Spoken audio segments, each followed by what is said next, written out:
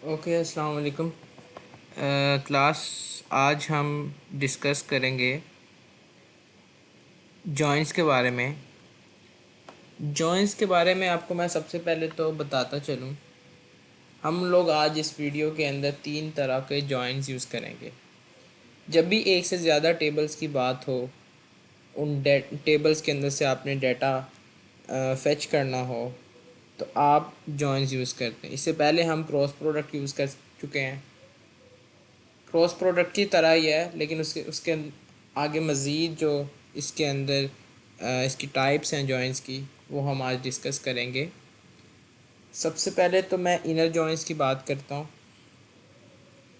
Inner joints की बात करें तो हम दो टेबल्स के आपस में कंपैरिजन करते हैं, और ये जो कॉमन सेक्शन है इसके अंदर, आप जो इस पिक्चर के अंदर देख रहे हैं, ये जो एक टेबल वन और टेबल टू, इसके दरमियान में ये जो कॉमन सेक्शन है, अगर इसकी आईडी और इसकी आईडी को आपस में मैं कंपेयर करूं, तो वो जिस तरह से आप इक्वल टू यूज़ करते थे, जिस तरह से प्राइमरी की एक टेबल में होती थी, दूसरे में फ़ॉरेन की होती थी, और उन दोनों को कंपैरिजन करते थे और जो रिज़ल्ट आता था क्रॉस प्रोडक्ट के अंदर, ये भी इनर जॉइन बिल्कुल उसी तरह से वर्क करता है।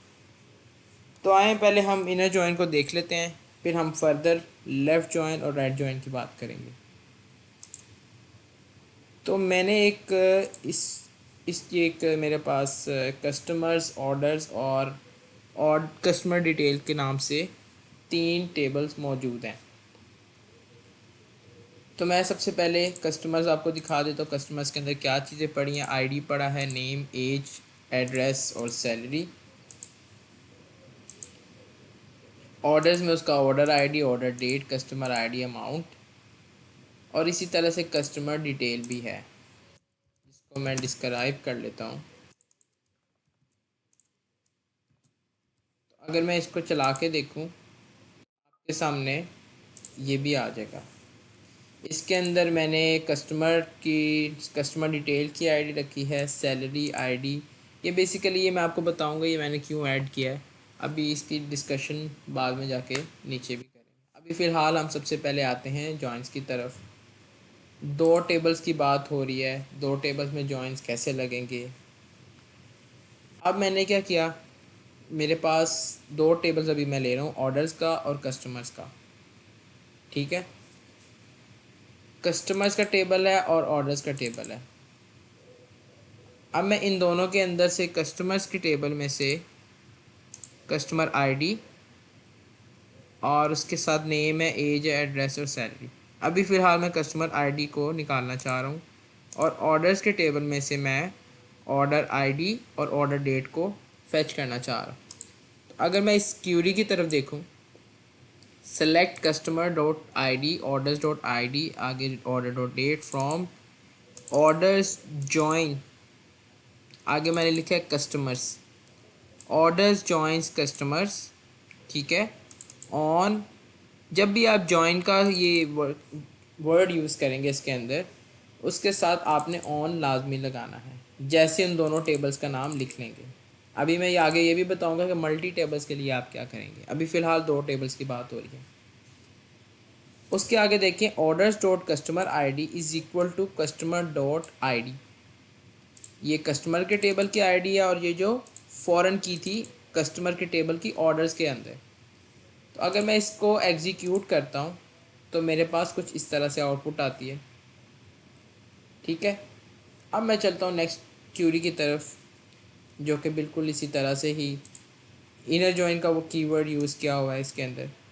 ठीक है, और इसी तरह से उसमें भी ऑन का कीवर्ड यूज़ किया, और आगे मैं दोनों आईडीज़ को कंपेयर कर रहा हूँ। तो आपने देखा, इन अगर आप खाली जॉइन भी यूज़ करते हैं या इनर जॉइन भी यूज़ करते हैं, तो ये एक ही चीज़ है, एक ही बात है इसमें।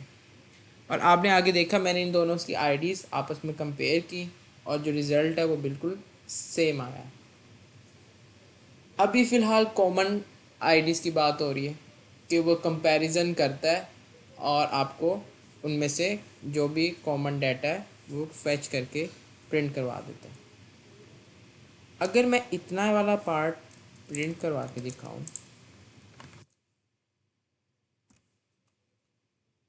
तो क्या आउटपुट आएगी?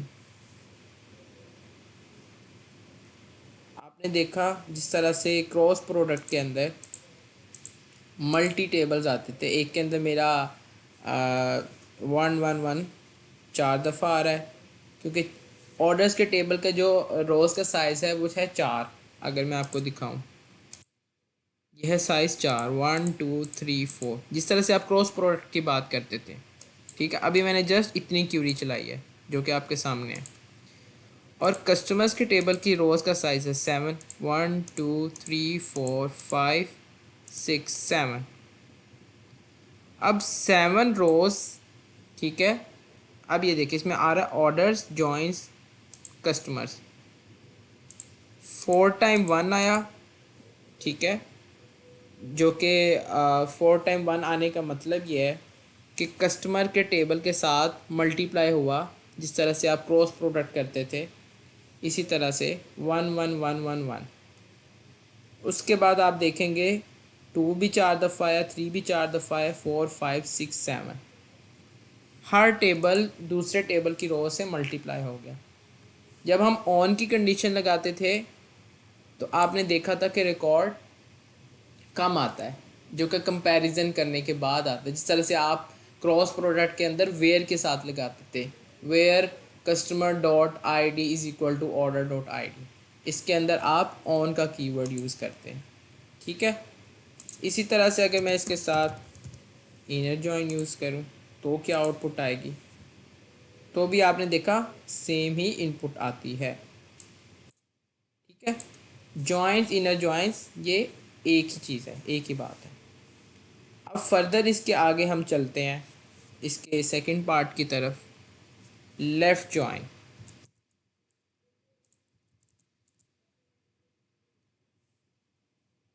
अब लेफ़्ट जॉइन क्या होता है, हमने इस डायग्राम के अंदर देखते हैं।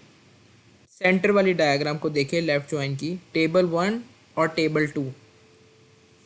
टेबल 1 को आपने देखा है कि वो सारा का सारा सर्कल है, उसके साथ कॉमन पार्ट भी आ रहा है, जबकि टेबल 2 का सिर्फ कॉमन वाला पार्ट आ रहा है, लेकिन टेबल 2 का बाकी कोई डाटा वगैरह इसके अंदर नहीं आ रहा। अभी किस तरह से कवर करता है इसको हम देखते हैं दो टेबल्स को लेके।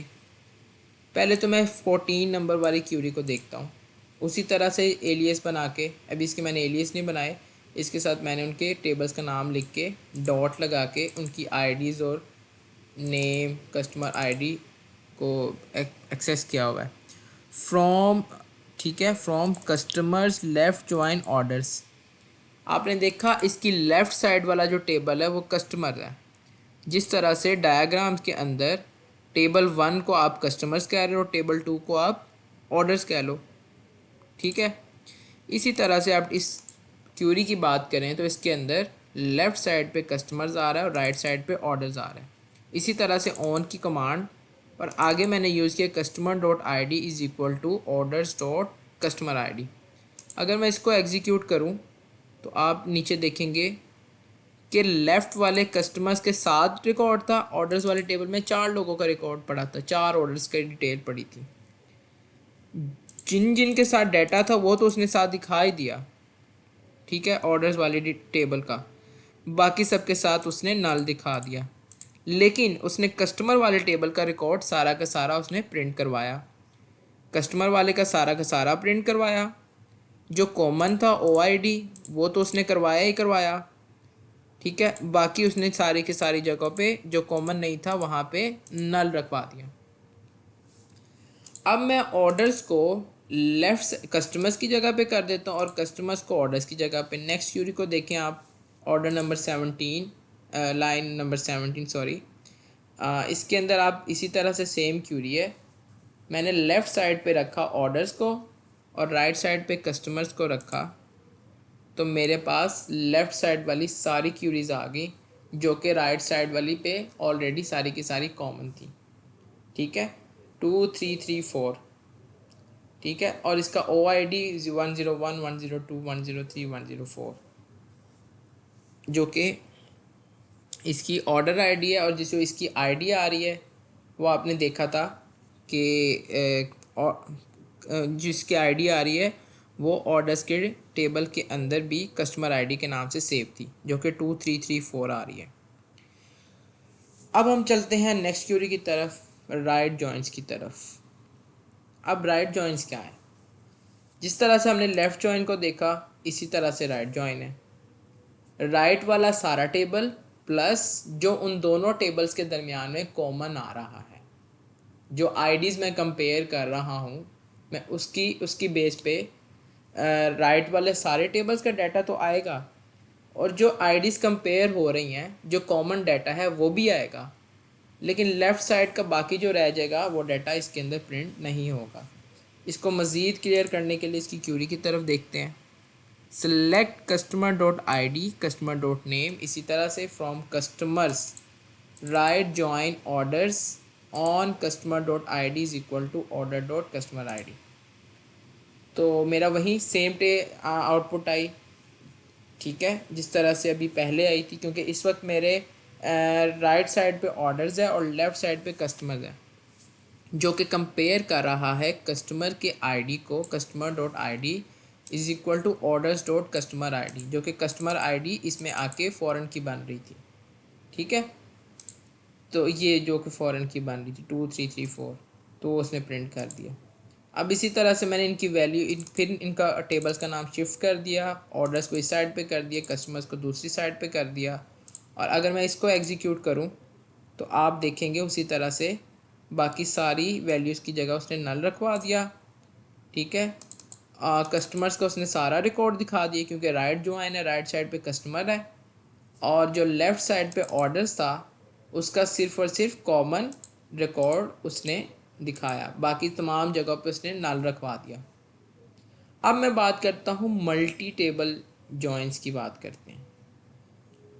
आज मैंने क्लास में बड़ा इंटरेस्टिंग एक बच्चे ने क्वेश्चन पूछा था, वो भी अभी मैं आपको बताता हूँ। सबसे पहले हम बात करते कि अगर दो से ज़्यादा टेबल्स हो जाएं फिर मैं क्या करूँगा। अब मेरे पास एक तो मैंने डमी सा इसके अंदर तीसरा कस्टमर डिटेल के नाम से अभी मैंने आपको ऊपर बताया है कि मैंने एक टेबल बना लिया था कस्टमर डिटेल के नाम से, ताकि मैं 3 टेबल्स तक भी शिफ्ट कर जाऊँ। तो अभी फ़िलहाल इसके सिंटैक्स की तरफ चलते हैं। उसी तरह से customer dot I D, order dot I D, orders dot order detail, और कस्टमर डिटेल के अंदर से मैं सैलरी को निकाल रहा हूँ। Customer detail dot salary from orders inner join customer, ये पहले 2 टेबल्स के दरमियान में जॉइंस लगा। फिर मैं लिख रहा हूँ इनर जॉइन, उसके बाद मैंने लिखा कस्टमर डिटेल, ये तीसरे टेबल का नाम आ रहा है। ऑर्डर्स का जो इसके साथ है लिंक, कस्टमर्स का इसके साथ लिंक है, ठीक है। कस्टमर्स जो है वो ऑर्डर्स के साथ भी लिंक कर रहा है, कस्टमर डिटेल के साथ भी लिंक कर रहा है। कस्टमर की प्राइमरी की कस्टमर डिटेल के अंदर फ़ॉरन की है, इसी तरह से कस्टमर्स की जो आईडी की प्राइमरी की थी वो ऑर्डर्स के अंदर फ़ॉरन की है। उसके बाद मैं ऑन का कीवर्ड यूज़ किया, आगे मैंने कंपैरिजन स्टार्ट कर दिया। ये देखें, orders dot customer I D is equal to customer dot I D, and जिस तरह से आप उसके अंदर वेयर के साथ आगे फर्दर यूज़ करते थे, इसके अंदर मैं एंड के साथ यूज़ कर रहा हूँ। तो अब मैं इसको ये भी आगे बताऊंगा कि अगर आप इसके अंदर अगर वेयर यूज़ करना चाहते हो वो किस तरह से करेंगे। अभी फ़िलहाल हम इसी की बात करते हैं। And customer dot I D is equal to customer detail dot I D, जो कि कस्टमर की फ़ॉरन की बन रही थी। फिर मैंने आगे लगाया and customer dot detail dot salary, मुझे उन कस्टमर्स का डाटा शो करवा जिनकी सैलरी 50,000 से ज़्यादा है। तो अगर मैं इसको एग्जीक्यूट करूं तो आप देखेंगे मेरे पास 3 कस्टमर्स ऐसे आए जिनकी 50,000 से ज़्यादा सैलरी थी। तीनों टेबल्स के अंदर से मैंने जॉइंस यूज़ करके डाटा को निकाल लिया, ठीक है।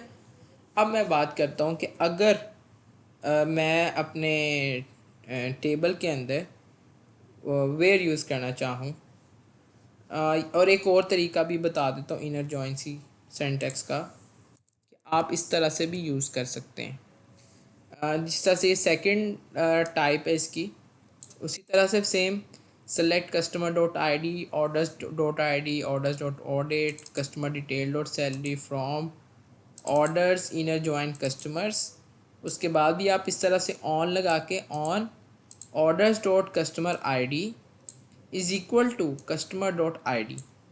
ठीक है, ये आप इन दोनों को कंपेयर करें, इन दोनों टेबल्स को। उसके बाद फिर स्पेस देखिए, तीसरा टेबल को अगर ऐड करना तो आप इस तरह से भी कर सकते हैं, इनर जॉइन कस्टमर डिटेल। ठीक है, तीसरा टेबल ऐड कर दिया, फिर ऑन लगाया। अब इस टेबल को customer dot I D is equal to customer detail dot I D and customer detail dot salary is greater than 50,000। तो सेम ही आउटपुट आ रही है, क्योंकि सेम ही चीज़ है, बस क्यूरी को थोड़ा सा शिफ्ट किया है। ऊपर वाली क्यूरी में तीनों टेबल्स के नाम एक ही लाइन में आ रहे थे। ठीक है, orders inner join customer inner join customer detail. इसमें मैं क्या कर रहा हूँ, orders inner join customers on पहले मैंने लगा दिया, कंपेयर कर दिया, फिर स्पेस देके उसके बाद इनर जॉइन लगा सकते हैं। तो ये आपकी अपनी मर्ज़ी है, आप बेशक ये यूज़ कर लें अगर आपको ईजी लगती है, बेशक ये वाली यूज़ कर लें, ये आपके ऊपर डिपेंड करता है। अगर आपको ये ज़्यादा इजी लगती है तो आप ये यूज़ कर लें, अगर ये ज़्यादा इजी लगती है तो आप ये यूज़ कर लें। अब हम चलते हैं इसके वेयर की तरफ। अगर हम इसके अंदर वेयर यूज़ करना चाहें फिर क्या करेंगे। अब देखो, इसी तरह से select customer dot I D, जो कि आपको सबको पता है कि कुछ भी आपने डाटा निकालना है, इतना तो क्यूरी बिल्कुल सेम है। उसके बाद मैंने लिखा orders inner join customers inner join customer detail, तीनों टेबल्स के नेम एक ही लाइन में लिख लिए, क्योंकि इनमें तीनों टेबल्स में से डाटा को निकालना चाह रहा था। आगे मैंने लगाया on orders dot customer ID, उसी तरह से एंड लगाया। ठीक है, अब मैंने यहाँ पे वेयर की कमांड यूज़ कर ली। क्या अब मुझे वेयर लगाने से मेरे डाटा पे कोई फ़र्क पड़ेगा? इसको भी चला के देख लेते हैं। तो आपने देखा कि मेरा डाटा बिल्कुल सेम ही आ रहा है। तो आपकी मर्ज़ी है यहाँ पे भी। ठीक है, अगर आप ऑन के बाद एक दफ़ा तो आपको ऑन लगाना ही पड़ेगा जब भी आप ये इनर जॉइन यूज़ कर रहे हैं, उसके बाद आपको ये इक्वल टू के लिए वो चीज़ें यूज़ करनी पड़ेंगी। और अगर आप किसी कस्टमर डिटेल्स की सैलरी या कुछ भी कंपैरिजन कर रहे हैं, तो अगर आप वेयर भी यूज़ करना चाहते हैं तो आप कर सकते हैं। ठीक है, आप इसकी जगह अगर एंड लगा के देखें तो देखिए सेम ही आ रही वैल्यू। तो अगर आप वेयर भी लगा देंगे यहाँ पे तो उससे कोई फ़र्क नहीं पड़ता, आउटपुट फिर भी आपकी सेम आ रही है। अब हम चलते हैं नेक्स्ट पार्ट की तरफ, यूजिंग जॉइंस की तरफ आ गया मैं। अब यूजिंग क्या चीज़ है, क्यों यूज़ करते हैं। ठीक है, ये बेसिकली जॉइंट्स के अंदर ऑन का अल्टरनेट है। अगर आप ऑन यूज़ नहीं करना चाहते, ठीक है, तो आप यूजिंग भी यूज़ कर सकते हैं। तो अगर मैं इसका सबसे पहले तो मैं आपको डिस्क्राइब करके दिखा दूँ, तो जिन दो टेबल्स के दरमियान मैं यूज़ कर रहा हूँ, इसकी क्या कंडीशंस हैं, मैं इन दोनों को डिस्क्राइब कर दूँ। तो मैं बेसिकली इसके अंदर कस्टमर और कस्टमर डिटेल्स के दरमियान में यूजिंग लगाना चाह रहा हूँ। कस्टमर के अंदर आप देखें आईडी और नेम एज एड्रेस और सैलरी। कस्टमर डिटेल्स की बात करें तो आईडी आ रहा है जो कि फ़ॉरेन की था कस्टमर्स के टेबल के अंदर। यूजिंग आप सिर्फ इस केस में यूज़ कर सकते हैं कि दोनों टेबल में इसका नाम सेम होना चाहिए। कस्टमर डिटेल के टेबल में भी आईडी है और कस्टमर्स के टेबल में भी आपने देखा था आईडी के नाम से ही था। अब इन दोनों टेबल्स में ये जो आईडी का नेम है ना, प्राइमरी की और जो फॉरेन की बन रही है, इसका नाम बिल्कुल सेम होना चाहिए यूजिंग के सिंटैक्स के लिए। ठीक है, तो मैं इसमें भी आपको inner join left join right join तीनों बताऊंगा। तो आप देखेंगे सबसे पहले फर्स्ट वाली query, select customer dot I D customer dot name customer details dot salary from customer detail inner join customers using ID.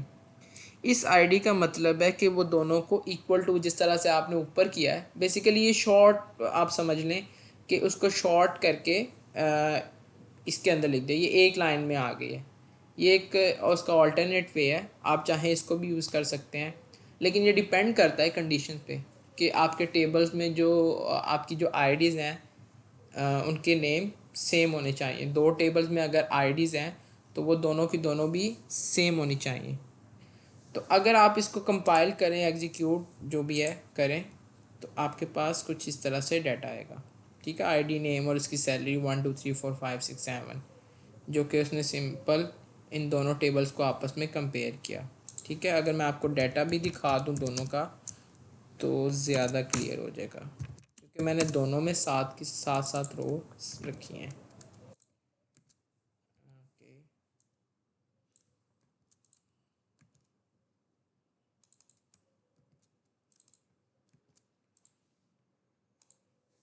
ठीक है, 1 2 3 4 5 6 7, 5 6 7। और अगर इसको देखूं तो 1 2 3 4 5 और 6 7, तो इन दोनों को वो कंपेयर कर रहा है और आपको वो ये वाली जो सैलरी इस टेबल में से सैलरी प्रिंट करवा रहा है।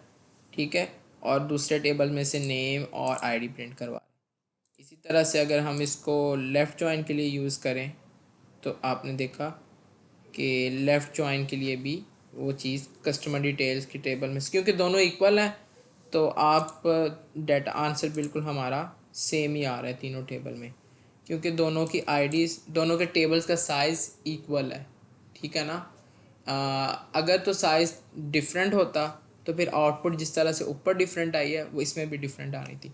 तो आप इसके अंदर मज़ीद अपनी कस तरह से ट्राई कर सकते हैं, मुख्तलिफ़ टेबल्स लेके, डाटा लेके, डिफरेंट डाटास को ज़्यादा कम करके, टेबल्स का साइज़ चेंज करके, डिफरेंट रोज़ कम ज़्यादा करके। तो ये आपके ऊपर है कि आप इसको मज़ीद कितना आगे तक लेके जाते हैं। तो आज के लिए इतना ही। ओके, किसी को कोई प्रॉब्लम है, किसी को समझ नहीं आई तो वो मेरे से पूछ सकता है। बाकी आप इसके नोटिफिकेशन अगर आप ऑन करना चाहें तो आप कर सकते हैं, ताकि आपको अपडेट मिलती रहे जैसे ही कोई नई वीडियो अपडेट होती है। ओके, फिर अल्लाह हाफिज़।